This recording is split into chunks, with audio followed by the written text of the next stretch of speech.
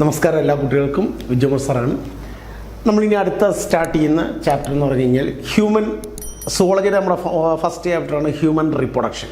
അപ്പോൾ ഈ human reproduction എന്ന് പറയുന്ന ഈ ഒരു ചാപ്റ്റർ എടുത്തു കഴിഞ്ഞാൽ ഇതിനകത്തിൽ നിങ്ങൾക്ക് എക്സാമിന് ചോദിക്കുന്ന മോസ്റ്റ് ഇമ്പോർട്ടൻ്റ് ആയിട്ടുള്ള കുറേ ക്വസ്റ്റ്യൻസ് നമുക്കൊന്ന് ടച്ച് ചെയ്ത് പോകാം. ഓക്കെ, അപ്പോൾ ഇതിനകത്ത് നമ്മൾ ആദ്യമേ നമുക്ക് മനസ്സിലാക്കാം ഹ്യൂമൻ റീപ്രൊഡക്ഷൻ എന്ന് പറയുമ്പോൾ നമ്മൾ ഓൾറെഡി ഈ ചാപ്റ്റർ പഠിച്ചിട്ടുള്ളതാണ്. നമ്മുടെ റീപ്രൊഡക്റ്റീവ് സിസ്റ്റത്തിൻ്റെ സ്ട്രക്ചറും ഫങ്ഷനുമാണ് വിശദമായിട്ട് നമ്മൾ ഈ ഒരു ചാപ്റ്ററിനകത്ത് പഠിക്കുന്നത്. അതിൽ ഹ്യൂമൻ റീപ്രൊഡക്ഷൻ എന്ന് പറയുമ്പോൾ നമുക്കറിയാം ഹ്യൂമൻ ബീയിങ്സിന് സിമിലറായിട്ടുള്ള യങ് വൺസിനെ പ്രൊഡ്യൂസ് ചെയ്യാനുള്ള ആ ഒരു എബിലിറ്റിക്ക് പറഞ്ഞ പേരാണ്, കഴിവിന് പറഞ്ഞ പേരാണ് ഹ്യൂമൻ റീപ്രൊഡക്ഷൻ എന്ന് പറയും. ഓക്കെ, അപ്പോൾ ഇതിനകത്ത് ആദ്യം നമ്മൾ ഫോക്കസ് ചെയ്യേണ്ട ഒരു സംഭവമാണ് ഗമറ്റോജെനിസിസ് എന്ന് പറയുന്ന ഒരു ടോപ്പിക്കിനകത്ത് കിടപ്പുണ്ട്. ഗമറ്റോജെനിസിസ് കണ്ടോ? അതായത് റീപ്രൊഡക്റ്റീവ് ഓർഗൻസിൽ നിന്ന് ഗമേറ്റുകൾ ഫോം ചെയ്യുന്ന ആ ഒരു പ്രോസസ്സിനെയാണ് നമ്മൾ ഗമറ്റോജെനിസിസ് എന്ന് പറയുന്നത്. The process of the formation of gametes in reproductive organs is known as gametogenesis. നമുക്കറിയാം റീപ്രൊഡക്റ്റീവ് ഓർഗൻസിൽ നിന്ന് ഗമേറ്റുകൾ ഫോം ചെയ്യുന്ന ആ ഒരു പ്രോസസ്സിന് പറഞ്ഞ പേരാണ് ഗമറ്റോജെനിസിസ് പറയും. അപ്പോൾ ഈ ഗമറ്റോജെനിസിസിനെ നമുക്കറിയാം മെയിൽ റീപ്രൊഡക്റ്റീവ് ഓർഗൻ എന്ന് പറയുമ്പോൾ ടെസ്റ്റിസ് ആണ്, ഫീമെയിൽ റീപ്രൊഡക്റ്റീവ് ഓർഗൻ ഓവറിയാണ്. അപ്പോൾ ഈ ടെസ്റ്റസിനകത്തു നിന്നാണ് മെയിൽ ഗമേറ്റ് ആയിട്ടുള്ള സ്പെംസ് അഥവാ സ്പെർമാറ്റോസോവൻസ് ഫോം ചെയ്യുന്നത്. അതുപോലെ ഓവറിൽ നിന്നാണ് ഫീമെയിൽ ഗമേറ്റ് ആയിട്ടുള്ള ഓവം അഥവാ എഗ്ഗ് ഫോം ചെയ്യുന്നത്. അപ്പോൾ ഈ ഗമറ്റോജെനിസിസിനെ നമ്മൾ രണ്ടായിട്ട് തിരിക്കും. ഏതൊക്കെയാ? വൺ ഈസ് സ്പെർമാറ്റോജെനിസിസ് എന്നും ഊജെനിസിസ് എന്നിങ്ങനെ ഇതിനെ രണ്ടായിട്ടാണ് ക്ലാസ് ചെയ്യുന്നത്. അപ്പോൾ ഗമറ്റോജെനിസിസിനെ നമ്മൾ രണ്ടായിട്ടാണ് തിരിക്കുന്നത്. ഒന്ന് സ്പെർമാറ്റോജെനിസിസ്, രണ്ട് ഊജെനിസിസ്. അതിൽ സ്പെർമാറ്റോജെനിസിസ് എന്ന് പറഞ്ഞാൽ മെയിൽ ഗമേറ്റ് ആയിട്ടുള്ള സ്പെംസ് ടെസ്റ്റിസിൽ നിന്ന് ഫോം ചെയ്യുന്ന ആ ഒരു പ്രോസസ്സിനെയാണ് നമ്മൾ സ്പെർമാറ്റോജെനിസിസ് പറയുന്നത്. ഇപ്പോൾ ഈ സ്പെർമാറ്റോജെനിസിസ് എന്ന് പറയുന്ന ഈ ഒരു പ്രോസസ്സ് കംപ്ലീറ്റ് ചെയ്യുന്നത് 3 സ്റ്റെപ്പുകളിലായിട്ടാണ് ഈ ഒരു റിയാക്ഷൻ കംപ്ലീറ്റ് ചെയ്യുന്നത്. അതിലൊന്നാമത്തേന് സ്പെർമാറ്റോസൈറ്റോജെനിസിസ് എന്നും. അപ്പോൾ ഈ സ്പെർമാറ്റോജെനിസിസ് എന്ന് പറയുന്ന ഈ ഒരു പ്രോസസ്സ് കംപ്ലീറ്റ് ചെയ്യുന്നത് 3 സ്റ്റെപ്പുകളിലായിട്ടാണ്.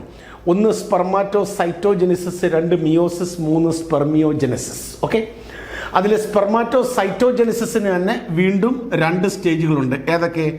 Multiplication phase, growth phase.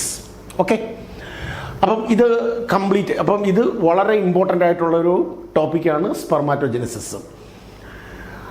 അപ്പോൾ ഇത് ഷോർട്ടസ്സേ പോലാണ് നമുക്ക് ചോദിക്കുന്നത്.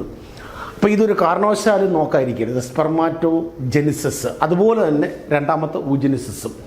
ഈ 2 എണ്ണത്തിൽ ഏതെങ്കിലും ഒരെണ്ണം ഉറപ്പായിട്ട് നിങ്ങൾക്ക് എക്സാമിന് ചോദിക്കുന്നതാണ്. അത് ഷോർട്ടസ്സേ പോലാണ് നമ്മൾ എഴുതേണ്ടത്. അപ്പോൾ ഇത് മാത്രം ഷോർട്ടസ്സേ പോലെ നമ്മളങ്ങ് പഠിച്ചു വെച്ചോണം. ഓക്കെ, ഇപ്പോൾ സ്പെർമാറ്റോജെനിസിസ് അത് 3 സ്റ്റെപ്പിലായിട്ടാണ് ആ ഒരു പ്രോസസ്സ് കംപ്ലീറ്റ് ചെയ്യുന്നത്. ഒന്ന് സ്പെർമാറ്റോസൈറ്റോജെനിസിസ്, 2 മിയോസിസ്, 3 സ്പെർമിയോജെനിസിസ് അല്ലേ? അതിൽ സ്പെർമാറ്റോസൈറ്റോജെനിസിന് തന്നെ 2 സ്റ്റേജുകളുണ്ട്, മൾട്ടിപ്ലിക്കേഷൻ ഫേസ്, ഗ്രോത്ത് ഫേസ്. അപ്പോൾ ടെസ്റ്റസിനകത്ത് കാണപ്പെടുന്ന സെമിനിഫറസ് ട്യൂബ്യൂൾസിൻ്റെ ഇന്നർ വാൾസിലുള്ള ജെർമിനൽ എപ്പിത്തീലിയൽ സെൽസ് കണ്ടിന്യൂസ് ആയിട്ട് മൈറ്റോട്ടിക് ഡിവിഷൻ നടന്നിട്ട് അത് ഡിവൈഡ് ചെയ്ത് 4 സ്പെർമാറ്റോഗോണിയ എന്ന് പറയുന്ന സെല്ലുകളായിട്ട് മാറുകയാണ് ചെയ്യുന്നത്. ഓക്കെ, എന്നിട്ട് ആ 4 എണ്ണത്തിൽ ഒരെണ്ണം മാത്രം എൻലാർജ് ചെയ്ത് ഒരു ലാർജ് സൈസിൽ ഡിപ്ലോയ്ഡ് പ്രൈമറി സ്പെർമാറ്റോസൈറ്റായിട്ട് മാറും. ഓക്കെ, എന്നിട്ട് ആ പ്രൈമറി സ്പെർമാറ്റോസൈറ്റ് മിയോസിസ് എന്ന് പറയുന്ന പ്രോസസ്സിന് വിധേയമായിട്ട് അത് ഡിവൈഡ് ചെയ്ത് 4 ഹാപ്ലോയിഡ് സെല്ലുകളായിട്ട് മാറും. അതിനെ സ്പെർമാറ്റിഡ്സ് എന്ന് പറയും. കണ്ടല്ലോ? അപ്പം ആ സ്പെർമാറ്റിഡ്സ് എന്ന് പറയുന്ന പ്രൈമറി സ്പെർമാറ്റോസൈറ്റ് മിയോസിസ് നടന്നിട്ട് അത് ഡിവൈഡ് ചെയ്ത് 4 ഹാപ്ലോയിഡ് സെല്ലുകളായിട്ട് മാറും. അതിനെയാണ് സ്പെർമാറ്റിഡ്സ് എന്ന് പറയുന്നത്. എന്നിട്ട് ആ സ്പെർമാറ്റിഡ്സ് എടുത്തു കഴിഞ്ഞാൽ നമുക്കറിയാം അത് ഓവൽ ഷേപ്പാണ്. ഓവൽ ഷേപ്പിലുള്ള സ്പെർമാറ്റിഡ്സ് ഓരോന്നും ട്രാൻസ്ഫോം ചെയ്ത് ഹെഡും ടെയിലോടും കൂടിയ ഫങ്ഷണൽ സ്പെമായിട്ട് മാറുന്ന പ്രോസസ്സാണ് സ്പെർമിയോജെനിസിസ്. ഓക്കെ, അപ്പോൾ ഇതിൻ്റെ വീഡിയോസ് നമുക്ക് ഓൾറെഡി നിങ്ങൾക്ക് തന്നിട്ടുണ്ട്. ആ വീഡിയോസിനകത്ത് നോക്കിയിട്ട് സ്പെർമാറ്റോജെനിസിസ് എന്ന് പറയുന്ന ആ ഒരു പ്രോസസ്സ് നന്നായിട്ട് അതൊന്ന് മനസ്സിലാക്കിയെടുക്കുക. എന്നിട്ട് അത് ഷോർട്ടസ്സേ പോലെ എഴുതാൻ പരുവത്തി നമ്മൾ എന്ത് ചെയ്യണം? അത് പഠിക്കുക. ഓക്കെ, അത് നിങ്ങൾക്ക് ഷോർട്ട് എസ്സേ പോലെയാണ് ചോദിക്കുന്നത്. അത് അതുപോലെ അങ്ങ് എഴുതി വെച്ചാൽ മതി. കണ്ടല്ലോ. അപ്പോൾ ഇതിൻ്റെ ഇങ്ങനെ കുറേ ഡയഗ്രാം വരുന്നുണ്ട്, ഇങ്ങനെ വട്ടം ഇട്ട് കുറേ ഡയഗ്രാം. ആ ഡയഗ്രാം നമുക്ക് ക്വസ്റ്റ്യനകത്ത് തരും. എന്നിട്ട് ഇതിൻ്റെ വേരിയസ് സ്റ്റെപ്പുകൾ, ഈ ഒരു പ്രോസസ്സിൻ്റെ വേരിയസ് സ്റ്റെപ്പുകൾ എക്സ്പ്ലെയിൻ ചെയ്യാനാണ് ചോദിക്കുന്നത്. അപ്പം സ്പെർമാറ്റോസൈറ്റോജെനിസിസ് ഷോർട്ട് എസ്സേ പോലെ പഠിക്കുക. Okay, next oogenesis. അടുത്ത ഇമ്പോർട്ടൻ്റ് ആയിട്ടുള്ള മറ്റൊരു ടോപ്പിക്കാണ് ഊജനിസിസ്. ഊജനിസിസ് എന്ന് പറഞ്ഞാൽ ഓവറിൽ നിന്ന് ഫീമെയിൽ ഗെമേറ്റ് ആയിട്ടുള്ള എഗ് ഓവർ ഉണ്ടാകുന്ന പ്രോസസ്സാണ് ഊജനിസിസ്. ഇത് കംപ്ലീറ്റ് ചെയ്യുന്നത് 3 സ്റ്റെപ്പുകളായിട്ടാണ്. ഒന്ന് phase of multiplication, 2 phase of growth. അപ്പോൾ ഫീമെയിൽ റിപ്രൊഡക്റ്റീവ് ഓർഗൻ എന്ന് പറയുമ്പോൾ ഓവറിയാണ്. ഓവറിൽ നിന്ന് ഫീമെയിൽ ഗെമേറ്റ് ആയിട്ടുള്ള എഗ് ഓവർ ഉണ്ടാകുന്ന പ്രോസസ്സാണ് ഊജനിസിസ്. ഈ ഊജനിസിസ് എന്ന് പറയുന്ന ഒരു പ്രോസസ്സ് മൊത്തത്തിൽ കംപ്ലീറ്റ് ചെയ്യുന്നത് 3 സ്റ്റെപ്പുകളിലായിട്ടാണ്. ഒന്ന് phase of multiplication, 2 phase of growth, 3 phase of maturation. Okay, അപ്പോൾ ഇതും നമ്മുടെ വീഡിയോസ് നോക്കി ഷോർട്ട് എസ്സേ പോലെ ഇത് മനസ്സിലാക്കി വെക്കണം. ഷോർട്ട് എസ്സേ പോലെ പഠിക്കണം. അതിൻ്റെ ഡയഗ്രാം മാത്രം ക്വസ്റ്റിനകത്ത് തന്നിട്ട് അതിൻ്റെ വേരിയസ് സ്റ്റെപ്പുകൾ എക്സ്പ്ലെയിൻ ചെയ്യാനാണ് ചോദിക്കുന്നത്. ഓക്കെ, അപ്പം ഇത് രണ്ടും സ്പെർമാറ്റോജെനിസിസും ഊജനിസിസും ഇത് രണ്ടിലേതെങ്കിലും ഒരെണ്ണമേ എക്സാമിന് ചോദിക്കത്തുള്ളൂ. അത് ഒരെണ്ണം ഉറപ്പായിട്ട് നിങ്ങൾക്ക് ചോദിക്കുന്നതായിരിക്കും. ഓക്കെ, ഇനി മെയിൽ ഗെമേറ്റ് എന്ന് പറയുമ്പോൾ സ്പേംസ് അഥവാ സ്പെർമാറ്റോസോവൻസ്. അതുപോലെ നമ്മൾ ഇനി അറിഞ്ഞിരിക്കേണ്ട മറ്റൊരു സംഭവമാണ് മെയിൽ സെക്സ് ഹോർമോൺ ഏതാണ്? ടെസ്റ്റോസ്റ്ററോൺ അഥവാ ആൻഡ്രോജനാണ്. അതുപോലെ ഫീമെയിൽ സെക്സ് ഹോർമോൺ ഏതൊക്കെയാണെന്ന് ഓർമ്മ വെക്കണം. അത് മെയിനായിട്ട് ഏതൊക്കെയാണ്? 1 ഈസ്ട്രോജൻ, 2 പ്രൊജസ്ട്രോൺ. ഈസ്ട്രോജൻ സെക്രീറ്റ് ചെയ്യുന്ന എവിടെ നിന്നാണ് നമുക്കറിയാമല്ലോ? ഫോളിക്കിൾ സെൽസിൽ നിന്നാണ്. ഫോളിക്കിൾ സെൽസിനെ FSH എന്ന് പറയുന്ന ഹോർമോൺ വന്ന് സ്റ്റിമുലേറ്റ് ചെയ്യുമ്പോഴാണ് ഫോളിക്കിൾ സെൽസിൽ നിന്ന് ഈസ്ട്രോജൻ പ്രൊഡ്യൂസ് ചെയ്യുന്നത്. ഫോളിക്കിൾ സെല്ലുകൾ എന്നിട്ട് ട്രാൻസ്ഫോം ചെയ്ത് എന്തായിട്ട് മാറും? സ്പെഷ്യൽ സ്ട്രക്ചറിലേക്ക് ഇങ്ങനെ മാറിക്കഴിഞ്ഞാൽ പിന്നെ ഇതിന് പറഞ്ഞ പേരാണ് കോർപ്പസ് ലൂട്ടിയം എന്ന് പറയും.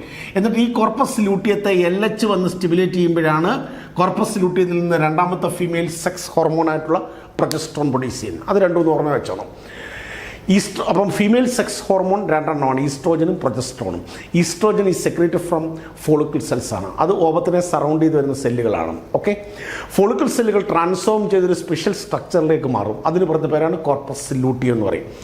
കോർപ്പസ് ലൂട്ടിയത്തിൽ നിന്നാണ് രണ്ടാമത്തെ ഫീമെയിൽ സെക്സ് ഹോർമോണായിട്ടുള്ള പ്രൊജസ്ട്രോൺ പ്രൊഡ്യൂസ് ചെയ്യുന്നത്. പ്രൊജസ്ട്രോണിനെയാണ് നമ്മൾ പ്രഗ്നൻസി ഹോർമോൺ എന്നറിയപ്പെടുന്നത്.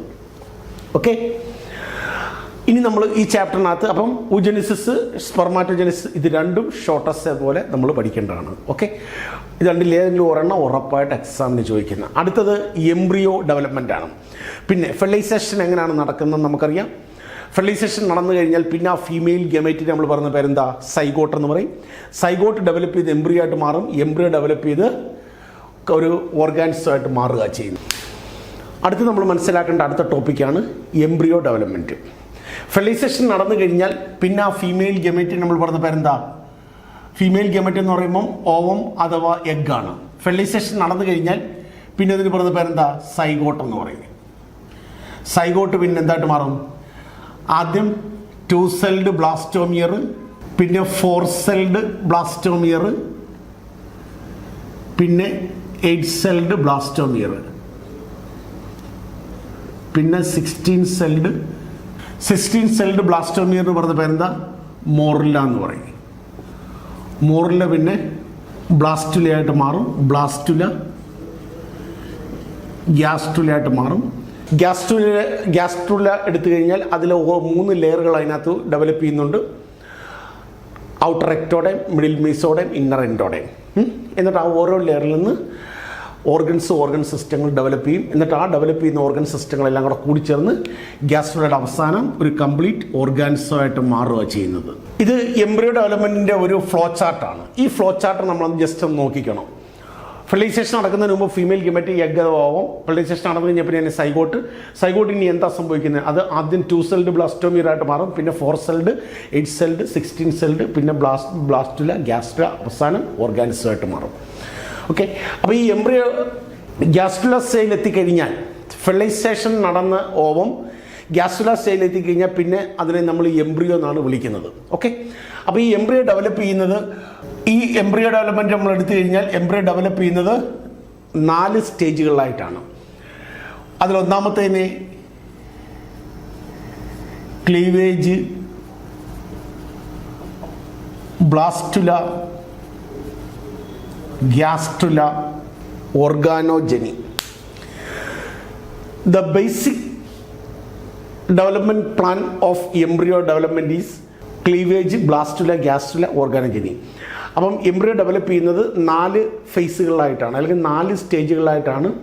4 വ്യത്യസ്ത സ്റ്റേജുകൾ കടന്നാണ് എംബ്രിയോ ഡെവലപ്പ് ചെയ്ത് വരുന്നത്. അതിൽ ഒന്നാമത്തത് ക്ലീവേജ്. ക്ലീവേജ് എന്ന് പറയുമ്പം ഈ സൈഗോട്ടിനകത്തിലെ ന്യൂക്ലിയസ് കണ്ടിന്യൂസ് ആയിട്ട് ഡിവൈഡ് ചെയ്ത് ധാരാളം സെല്ലുകൾ അടങ്ങിയിരിക്കുന്ന സ്റ്റേജിലേക്ക് എത്തുന്നതാണ് ക്ലീവേജ്. പിന്നെ അതിനകത്ത് ആദ്യം ഒരു സിംഗിൾ ലെയർ, എൻഡോഡേം എന്ന് പറഞ്ഞൊരു സിംഗിൾ ലെയർ ഉടലെടുക്കും, അതാണ് ബ്ലാസ്റ്റുല. പിന്നെ വീണ്ടും 2 ലെയറോടെ വരും, എക്ടോഡേം, മീസോഡേം എന്ന് പറയുന്ന 2 ലെയറോടെ വരും. അത് ഇങ്ങനെ 3 ലെയറോട് കൂടിയ ഘടനയിലേക്ക് എത്തിക്കഴിഞ്ഞാൽ പിന്നെ അതിനെ ഗ്യാസ്റ്റുല എന്ന് പറയും. അപ്പം ബ്ലാസ്റ്റുലയായിട്ട് മാറുന്ന ആ ഒരു പ്രോസസ്സിനെയാണ് ബ്ലാസ്റ്റുലേഷൻ എന്ന് പറയും. അതുപോലെ ഗ്യാസ്റ്റുലയായിട്ട് മാറുന്ന പ്രോസസ്സാണ് ഗ്യാസ്റ്റുലേഷൻ എന്ന് പറയും. ഓക്കെ, അപ്പം എംബ്രിയോ ഡെവലപ്മെൻറ്റ് 4 വ്യത്യസ്ത സ്റ്റേജുകൾ കടന്നാണ് എംബ്രിയോ ഡെവലപ്പ് ചെയ്യുന്നത്. അതിൽ ഒന്നാമത്തത് ക്ലീവേജ്, രണ്ടാമത്തത് ബ്ലാസ്റ്റുലേഷൻ, മൂന്നാമത്തത് ഗ്യാസ്റ്റുലേഷൻ, പിന്നെ ഓർഗാനോജനി. അടുത്ത ഇമ്പോർട്ടൻ്റ് ആയിട്ട് നോക്കേണ്ട ഒരു ടോപ്പിക്കാണ് മെൻസ്ട്രൽ സൈക്കിൾ. ഇതിൽ നിന്നും നമുക്ക് ഏതെങ്കിലും 1 വേർഡ് പോലെങ്കിലും ഒരു ക്വസ്റ്റ്യൻ കയറി വരുന്നതാണ്.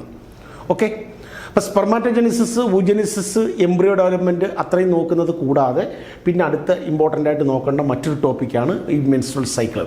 അപ്പോൾ ഈ മെൻസ്ട്രൽ സൈക്കിൾ എന്ന് പറയുമ്പോൾ നമുക്കറിയാം, ഫെർട്ടിലൈസേഷൻ നടന്നില്ലെങ്കിൽ പിന്നെ ആ എഗ്ഗ് ഏതാനും ദിവസം കഴിഞ്ഞിട്ട് അത് ബേസ്റ്റ് ചെയ്തിട്ട് അതെല്ലാം കൂടെ ഫ്ലൂയിഡ് രൂപത്തിൽ വെളിയിലോട്ട് വരുന്നതിനെയാണ് മന്തിൻ്റെ എൻഡായി കഴിയുമ്പോൾ അത് വെളിയിലോട്ട് വരുവാണ് ചെയ്യുന്നത്.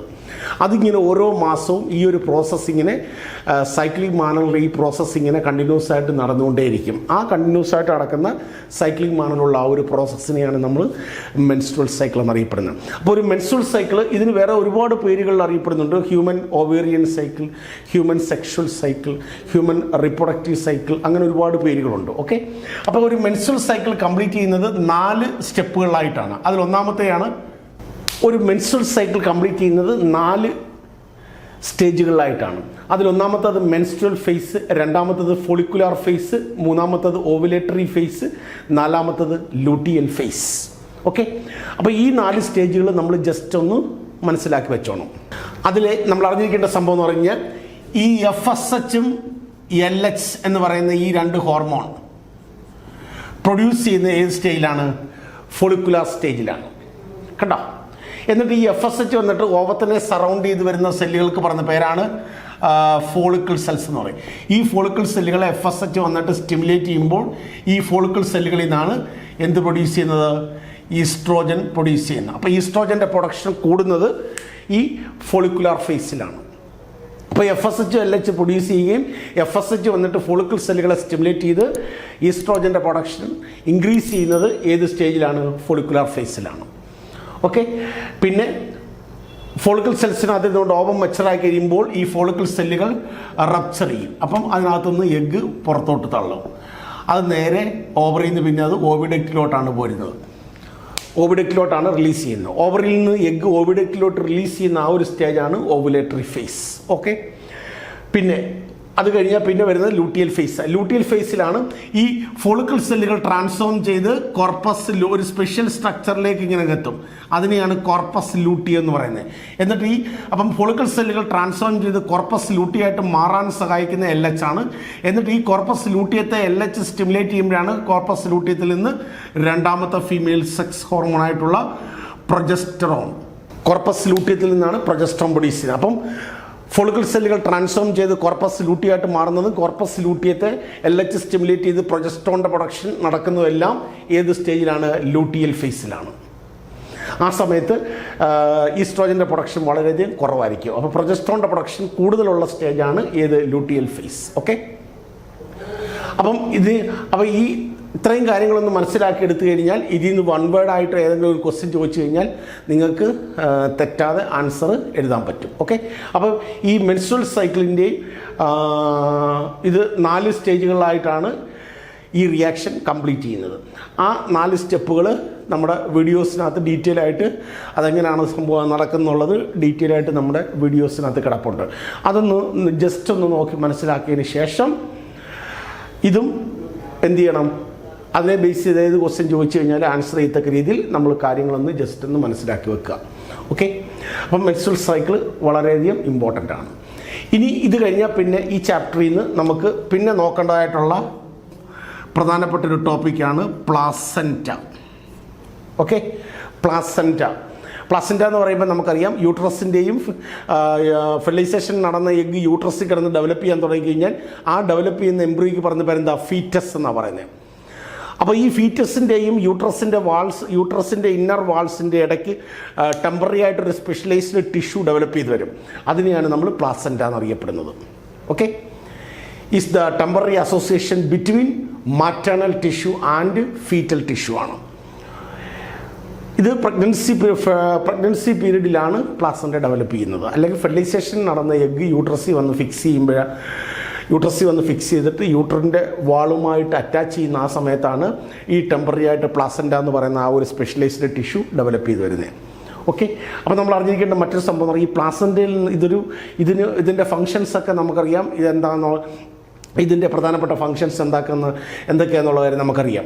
ഫീറ്റസിൻ്റെ ഡെവലപ്മെൻറ്റിന് ആവശ്യമായിട്ടുള്ള കംപ്ലീറ്റ് ന്യൂട്രിയൻസും ഓക്സിജനും എല്ലാം പ്ലാസൻറ്റയിലൂടെയാണ് നേരെ ഫീറ്റസിലേക്ക് വരുന്നത്. ഇതൊരു ബാരിയറായിട്ട് ആക്ട് ചെയ്യുകയാണ്. പിന്നെ അത് കൂടാതെ ഇതൊരു എൻഡോക്രൈൻ ഗ്ലാൻഡായിട്ടും ആക്ട് ചെയ്യുന്നുണ്ട്. കാരണം അപ്പോൾ ഇതൊരു എൻഡോക്രൈൻ ഗ്ലാൻഡായിട്ട് ആക്ട് ചെയ്യുന്നു എന്ന് പറയുന്നതിൻ്റെ കാരണം എന്താണെന്ന് വെച്ച് കഴിഞ്ഞാൽ ഈ പ്ലാസൻറ്റയിൽ നിന്ന് ധാരാളം എൻഡോക്രൈൻ ഗ്ലാൻഡ്സിൽ നിന്ന് സെക്രീറ്റ് ചെയ്യുന്നത് പോലെ ധാരാളം ഹോർമോണുകൾ പ്രൊഡ്യൂസ് ചെയ്യുന്നുണ്ട്. പ്ലാസൻറ്റയിൽ നിന്ന് പ്രൊഡ്യൂസ് ചെയ്യുന്ന പ്രധാനപ്പെട്ട ഹോർമോണുകൾ ഏതൊക്കെയാണെന്ന് ജസ്റ്റ് ഒന്ന് മനസ്സിലാക്കണം. ഒന്ന്, human chorionic gonadotropin. 2, human placental lactogen. പിന്നെ ഈസ്ട്രോജൻ, പ്രൊജസ്ട്രോൺ. പിന്നെ അത് കൂടാതെ റിലാക്സിൻ എന്ന് പറയുന്ന മറ്റൊരു ഹോർമോൺ കൂടി സെക്രീറ്റ് ചെയ്യുന്നുണ്ട് കേട്ടോ. പ്ലാസൻറ്റയിൽ നിന്ന് പ്രൊഡ്യൂസ് ചെയ്യുന്ന പ്രധാനപ്പെട്ട ഹോർമോൺസാണ് ഹ്യൂമൻ കൊറിയോണിക് ഗൊണാഡോട്രോപ്പിൻ, പിന്നെ ഹ്യൂമൻ പ്ലാസെൻ്റൽ ലാക്ടോജൻ. അതിൽ ഹ്യൂമൻ കൊറിയോണിക് ഗൊണാഡോട്രോപ്പിൻ LH ചെയ്യുന്ന അതേപോലെ കോർപ്പസ് LH ചെയ്യുന്ന അതേ റോള് തന്നെയാണ് ഇത് ചെയ്യുന്നത്. പിന്നെ ഹ്യൂമൻ പ്ലാസെൻ്റൽ ലാക്ടോജൻ എന്ന് പറയുമ്പോൾ മമ്മറി ഗ്ലാൻഡിലെ സെല്ലുകളെ സ്റ്റിമുലേറ്റ് ചെയ്ത് അവിടുന്ന് മിൽക്കിൻ്റെ പ്രൊഡക്ഷൻ ഇൻക്രീസ് ചെയ്യാൻ സഹായിക്കുന്നതാണ്. പിന്നെ ഈസ്ട്രോജൻ, പ്രൊജസ്ട്രോൺ, അത് കൂടാതെ റിലാക്സിൻ എന്ന് പറയുമ്പോൾ നമുക്കറിയാം പാർച്ചുറേഷൻ നടക്കുന്ന ടൈമിൽ വജൈനയുടെ വാൾസിലുള്ള സെല്ലുകളെ റിലാക്സ് ചെയ്യിപ്പിക്കുന്ന ഹോർമോണാണ് യഥാർത്ഥത്തിൽ ഈ റിലാക്സിൻ. പാർച്ചുറേഷൻ ടൈമിൽ വജൈനയുടെ വാൾസിലുള്ള സ്മൂത്ത് മസിൽ സെല്ലുകളെ റിലാക്സ് ചെയ്യിപ്പിക്കും ഈ റിലാക്സിൻ എന്ന് പറയുന്ന ഹോർമോൺ. അപ്പോൾ അതിന് എക്സ്പാൻഡിങ് കപ്പാസിറ്റി കൂടുതൽ കിട്ടും. അപ്പോഴാണ് ഈസി ആയിട്ട് പാർച്ചുറേഷൻ നടക്കുന്നത്. Okay, parturition means child birth. പിന്നെ മമ്മറി ഗ്ലാൻഡിൽ നിന്ന് മിൽക്ക് പ്രൊഡ്യൂസ് ചെയ്യുന്ന ആ ഒരു പ്രോസസ്സിന് പറഞ്ഞ പേര് ലാക്ടേഷൻ എന്ന് പറയും. ഫസ്റ്റ് മമ്മറി ഗ്ലാൻഡിൽ നിന്ന് സെക്രീറ്റ് ചെയ്യുന്ന മിൽക്കിന് പറഞ്ഞ പേരെന്താ, കൊളോസ്ട്രോൾ എന്ന് പറയും. ഈ പേരൊന്ന് ഓർമ്മ വെച്ചോണം. ഫസ്റ്റ് മമ്മറി ഗ്ലാൻഡിൽ നിന്ന് പ്രൊഡ്യൂസ് ചെയ്യുന്ന മിൽക്കിന് പറഞ്ഞ പേരാണ് കൊളോസ്ട്രോൾ എന്ന് പറയും. അപ്പോൾ മെൻസ്ട്രുവൽ സൈക്കിൾ വളരെയധികം ഇമ്പോർട്ടൻ്റ് ആണ്. ഇത് കഴിഞ്ഞാൽ പിന്നെ ഇതിനകത്തുനിന്ന് നമുക്ക് ജസ്റ്റ് മനസ്സിലാക്കേണ്ട അടുത്ത ടോപ്പിക് എന്ന് പറഞ്ഞു കഴിഞ്ഞാൽ മെയിൽ റീപ്രൊഡക്റ്റീവ് സിസ്റ്റവുമായിട്ട് ബന്ധപ്പെട്ട് വരുന്ന മെയിൽ റീപ്രൊഡക്റ്റീവ് സിസ്റ്റത്തിൻ്റെ സ്ട്രക്ചർ ഒന്ന് നോക്കണം. Structure of male reproductive system. Mail reproductive സിസ്റ്റത്തിൻ്റെ സ്ട്രക്ചർ ഒന്ന് നോക്കണം. ആ സ്ട്രക്ചറുമായിട്ട് റിലേറ്റ് ചെയ്ത് നിങ്ങൾക്ക് ഏതെങ്കിലും വൺ വേർഡ് പോലുള്ള ഏതെങ്കിലും ഒരു ക്വസ്റ്റ്യൻ കയറി വരും. അപ്പം മെയിൽ റീപ്രൊഡക്റ്റീവ് സിസ്റ്റം എന്ന് പറയുമ്പോൾ അതിനകത്ത് വരുന്നത് ആരൊക്കെയാണ്? എ പെയർ ഓഫ് ടെസ്റ്റസ്, പിന്നെ mail accessory ducts, mail accessory glands, അതുപോലെ തന്നെ എക്സ്റ്റേണൽ ജെനിറ്റാലിയ. അതിൽ ഈ മെയിൽ റീപ്രൊഡക്റ്റീവ് ഓർഗൻ എന്ന് പറയുമ്പോഴത്തേനും അതിനെ പ്രൊട്ടക്റ്റ് ചെയ്തുകൊണ്ട് സഞ്ചി പോലത്തെ ഒരു പ്രൊട്ടക്റ്റീവ് കവറിങ് വരുന്നുണ്ട്. അതിനെ സ്ക്രോട്ടൽ സാക്ക് എന്നാണ് പറയുന്നത് അല്ലേ. അതുപോലെ മെയിൽ റീപ്രൊഡക്റ്റീവ് ഓർഗനായിട്ടുള്ള ടെസ്റ്റസിനെ ആവരണം ചെയ്ത് വരുന്ന കണക്റ്റീവ് ടിഷ്യൂൻ്റെ ഒരു മെംബ്രേനിയസ് കോട്ടിംഗ് ഉണ്ട്. അതിന് വിളിക്കുന്ന പേര് ടൂണിക്ക ആൽബുജീനിയ എന്ന് പറയും. ഓക്കെ, അത് വൺ വേർഡായിട്ട് ചോദിക്കുന്നതാണ്, ഒന്ന് ഓർമ്മ വെച്ചോണം. പിന്നെ ടെസ്റ്റസ് ലൊക്കേറ്റ് ചെയ്യുന്നത് സഞ്ചി പോലുള്ള ഒരു പ്രൊട്ടക്റ്റീവ് കവറിങ്ങിലാണ്. അതിനെയാണ് സ്ക്രോട്ടൽ സാക്ക് എന്ന് പറയുന്നത്. ഇതിൻ്റെ ഫംഗ്ഷൻ എന്താണ്? അപ്പോൾ ടെസ്റ്റസിനകത്തുനിന്ന് മെയിൽ ഗമേറ്റായിട്ടുള്ള സ്പേംസ് ഉണ്ടാകണമെങ്കിൽ നമ്മുടെ നോർമൽ ബോഡി ടെമ്പറേച്ചറിൽ സ്പേമിൻ്റെ പ്രൊഡക്ഷൻ നടക്കത്തില്ല. ആ നോർമൽ ബോഡി ടെമ്പറേച്ചറിൽ നിന്ന് 2 to 2.5 ഡിഗ്രി സെൽഷ്യസ് റെഡ്യൂസ് ചെയ്യണം, കുറയണം. എങ്കിലേ ടെസ്റ്റസിനകത്തുനിന്ന് മെയിൽ ഗമേറ്റായിട്ടുള്ള സ്പേംസിൻ്റെ പ്രൊഡക്ഷൻ നടക്കത്തുള്ളൂ. ഈ ടെമ്പറേച്ചർ നോർമൽ ബോഡി ടെമ്പറേച്ചറിൽ നിന്ന് 2 to 2.5 degree Celsius temperature reduce ചെയ്ത് കൊടുക്കുന്നതാണ് ആര്, സ്ക്രോട്ടൽ സാക്കാണ്. ഓക്കെ, അപ്പോൾ ഈ സ്ക്രോട്ടൽ സാക്കിൻ്റെ ഫംഗ്ഷൻ എന്താണ്? ഓക്കെ, അപ്പം അതിൻ്റെ ഫംഗ്ഷൻ എന്താണെന്ന് വെച്ച് കഴിഞ്ഞാൽ reduce 2 to 2.5 degree Celsius temperature from normal body ടെമ്പറേച്ചറാണ്. നോർമൽ ബോഡി ടെമ്പറേച്ചർ 37 ഡിഗ്രിയാണ്. അതിൽ നിന്ന് 2 തൊട്ട് 2.5 ഡിഗ്രി സെൽഷ്യസ് ടെമ്പറേച്ചർ റെഡ്യൂസ് ചെയ്യണം, എങ്കിലേ സ്പേമിൻ്റെ പ്രൊഡക്ഷൻ നടക്കത്തുള്ളൂ. അത് റെഡ്യൂസ് ചെയ്ത് കൊടുക്കുന്നത് സ്ക്രോട്ടൽ സാക്കാണ്. ഇനി അത് കൂടാതെ മെയിൽ റീപ്രൊഡക്റ്റീവ് സിസ്റ്റവുമായിട്ട് ബന്ധപ്പെട്ട് വരുന്ന ചില ഗ്ലാൻഡുകളുണ്ട്. ആ ഗ്ലാൻഡുകൾ ഏതൊക്കെയാണെന്ന് ജസ്റ്റ് ഒന്ന് നോക്കണം. അതിൽ നിന്ന് നിങ്ങൾക്ക് വൺ വേർഡ് ആയിട്ടുള്ള ഏതെങ്കിലും ക്വസ്റ്റ്യൻസ്, മെയിൽ റീപ്രൊഡക്റ്റീവ് സിസ്റ്റവുമായിട്ട് ബന്ധപ്പെട്ട് വരുന്ന ചില ഗ്ലാൻഡ്സ് ഉണ്ട്. അതിനെയാണ് മെയിൽ ആക്സസറി ഗ്ലാൻഡ്സ് എന്ന് പറയുക. അത് ഏതൊക്കെയാണെന്ന് വെച്ച് കഴിഞ്ഞാൽ മെയിനായിട്ട് 3 ഒന്ന് seminal vesicles, 2 prostate gland, 3 bulbo urethral glands. അതിൽ സെമിനൽ വെസിക്കിൾസ് എന്ന് പറയുമ്പം ഒരു ജോഡിയാണ്, a pair of seminal vesicles ആണ്. അതിൽ നിന്നുള്ള സെക്രീഷനാണ്, ആ ഗ്ലാൻഡിൽ നിന്നുള്ള സെക്രീഷനാണ് സെമിനൽ പ്ലാസ്മ എന്ന് പറയും. ഓക്കെ, അതിനകത്ത് fructose, calcium citrate, inositol, certain enzymes ഒക്കെയാണ് അടങ്ങിയിരിക്കുന്നത്. അതിനകത്തിലെ ഈ ഫ്രക്ടോസാണ് സ്പേമിനെ ആക്ടിവേറ്റ് ചെയ്യാൻ ആവശ്യമായിട്ടുള്ള എനർജി സപ്ലൈ കൊടുക്കുന്നത് ഈ ഫ്രക്ടോസാണ്. ഓക്കെ, അപ്പം സെമിനൽ വെസിക്കിൾസിൽ നിന്നുള്ള സെക്രീഷന് പറഞ്ഞ പേര് സെമിനൽ പ്ലാസ്മ. സെമിനൽ പ്ലാസ്മയിൽ അടങ്ങിയിരിക്കുന്ന കണ്ടൻസ് എന്തൊക്കെയാണ് അത് ജസ്റ്റ് ഒന്ന് ഓർത്തോണം. അടുത്തത് പ്രോസ്റ്റേറ്റ് ഗ്ലാൻഡാണ്. പ്രോസ്റ്റേറ്റ് ഗ്ലാൻഡ് എടുത്തു കഴിഞ്ഞാൽ ഇതിനകത്തുനിന്ന്, ഈ പ്രോസ്റ്റേറ്റ് ഗ്ലാൻഡിൽ നിന്ന് ഒരു മിൽക്കി ആൽക്കലൈൻ ഫ്ലൂയിഡാണ് പുറത്തേക്ക് സെക്രീറ്റ് ചെയ്യുന്നത്.